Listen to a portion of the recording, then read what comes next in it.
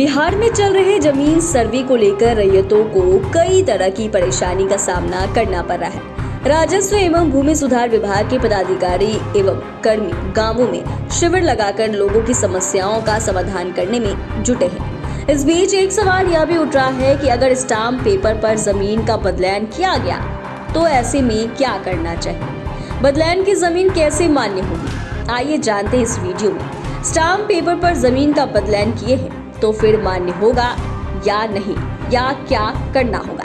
बिहार में चल रहे जमीन सर्वे को लेकर रैयतों में कई प्रकार की जिज्ञासा है। सर्वे को लेकर कही जा रही तरह तरह की बातों से उन्हें कई तरह की परेशानी दिख रही है।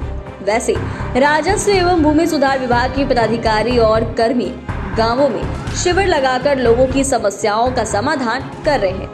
रैयतों के बीच एक बड़ी समस्या जमीन की अदला बदली को लेकर है, तो ऐसी भूमि के कब्जाधारियों को क्या करना चाहिए। दरअसल जमीन सर्वे में स्टाम्प पेपर पर बदलान दस्तावेज मान्य नहीं होगा। ऐसी स्थिति में जमीन की रजिस्ट्री करवानी होगी, इसके बाद ही सर्वे किया जा सकेगा।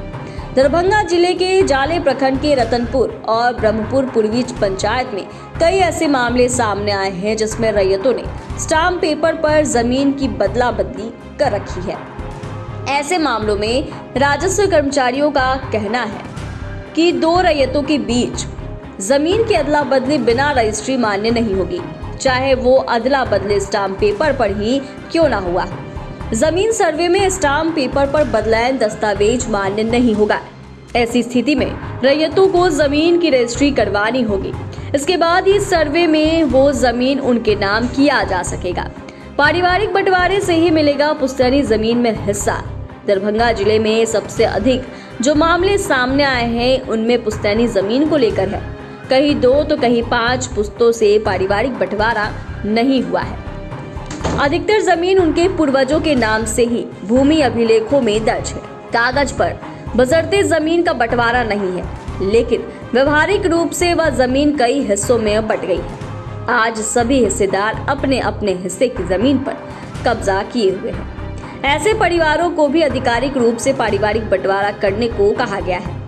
अमीन ने बताया कि अगर किसी की जमीन उनके पूर्वज के नाम से है तो ऐसी स्थिति में आवेदक को प्रपत्र 2 के साथ प्रपत्र 3(1) भी भरना होगा। बता दें कि प्रपत्र 2 एक स्वघोषणा पत्र है। इसमें जमीन से जुड़ी बेसिक जानकारी देनी होती है। अगर भूस्वामी इस दुनिया में नहीं है तो उनके वारिस यह प्रपत्र भर सकते हैं। वहीं प्रपत्र 3 में वंशावली की जानकारी खुद से देनी होती है। इसके लिए आपको पंचायत या फिर किसी दफ्तर से वंशावली बनाने की जरूरत नहीं है।